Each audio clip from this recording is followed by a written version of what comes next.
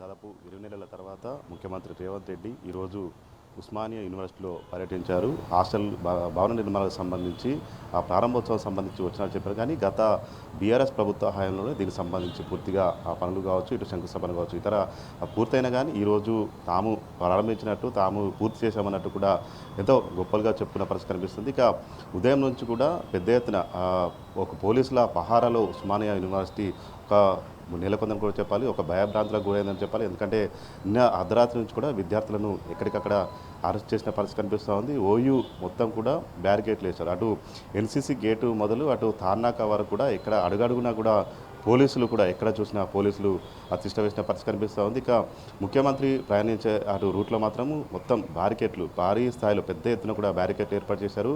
అడుగడుగున పోలీసులు కూడా ఏర్పాటు చేశారు. ఎక్కడికక్కడ చెక్ పోస్టులు ఏర్పాటు చేశారు. అటు మరోవైపు అటు మీడియాపై కూడా ఆంక్షలు కూడా విధించిన పరిస్థితి కనిపిస్తుంది. మొత్తంగా 20 నెలల పాలనలో ముఖ్యమంత్రి తొలిసారి అడుగుపెట్టాడు. కానీ 20 ఏళ్ల తర్వాత తొలిసారి ముఖ్యమంత్రి అడుగుపెట్టారని కూడా గొప్పగా ప్రచారం చేసుకున్నారు. కానీ 2015లోనే శతాబ్ది ఉత్సవాల్లో భాగంగా అప్పటి మాజీ ముఖ్యమంత్రి కేసీఆర్ ఓయూలో పర్యటించిన సందర్భాలు కూడా ఉన్నాయి. అయితే 20 నెలల్లో 20 ఏళ్లలో తొలిసారి పర్యటించుకున్నట్టు కూడా కాంగ్రెస్ సోషల్ మీడియా కావచ్చు, ఇతర మీడియాలో కూడా వీరు గొప్పగా ప్రచారం చేసుకున్నారు. అయితే ముఖ్యమంత్రి ఓయూకి సంబంధించి ఎన్నో వరాలు ఇస్తారనుకున్నా కానీ అవన్నీ కూడా ఏవి కూడా సాధ్యపడలేదు. ఎందుకంటే కాంగ్రెస్ పార్టీ అటు ఎన్నికల సందర్భంగా తాము అధికారంలోకి వస్తే 1000 కోట్ల మొదటి బడ్జెట్లోనే ఉస్మానియా యూనివర్సిటీకి 1000 కోట్లు నిధులు విడుదల చేస్తామన్నారు. కానీ అది మాత్రము ఎక్కడ దానికి సంబంధించిన ప్రస్తావన తెలియదు.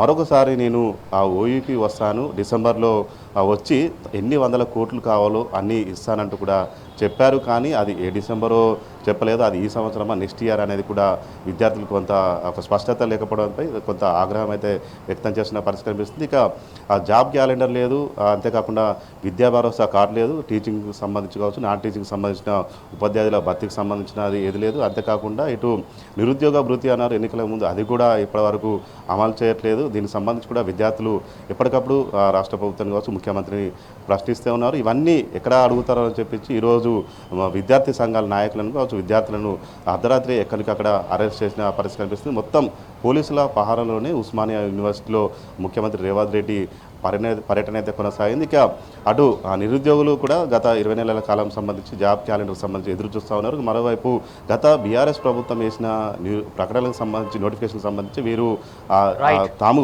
పోస్టులు ఇచ్చినట్టు కూడా చెప్పుకుంటున్న పరిస్థితి కనిపిస్తుంది. మరొక వైపు ఈరోజు ఉస్మానియా యూనివర్సిటీలో కాంట్రాక్ట్ అసిస్టెంట్ ప్రొఫెసర్లు గత కొద్ది నెలలుగా అటు ధర్నాలు చేస్తున్నారు. ఎందుకంటే తమని రెగ్యులర్ చేయాలంటూ కూడా కాంగ్రెస్ పార్టీ అధికారంలోకి వస్తే మేము తాముకు సంబంధించి రెగ్యులర్ చేస్తామంటూ కూడా చెప్పింది. కానీ గత కొద్ది నెలలుగా వారు ధర్నాలు చేస్తున్నారు. ఇందిరా పార్క్ వద్ద కూడా ధర్నాలు చేశారు, ఓయూ వేదిక కూడా ధర్నాలు చేశారు. అయినా కానీ వారికి సంబంధించి ఈరోజు ఎలాంటి ప్రకటన కూడా చేయలేదు. అంతేకాకుండా ఉస్మానియా యూనివర్సిటీలో గత కొద్ది నెలల కిందట ఒక ఆంక్షలు ఇక్కడ ఎలాంటి ధర్నాలు చేయొద్దు, నిరసనలు చేయొద్దు అంటూ కూడా ఒక సర్క్యులర్ కూడా జారీ చేసిన పరిస్థితి కనిపిస్తుంది.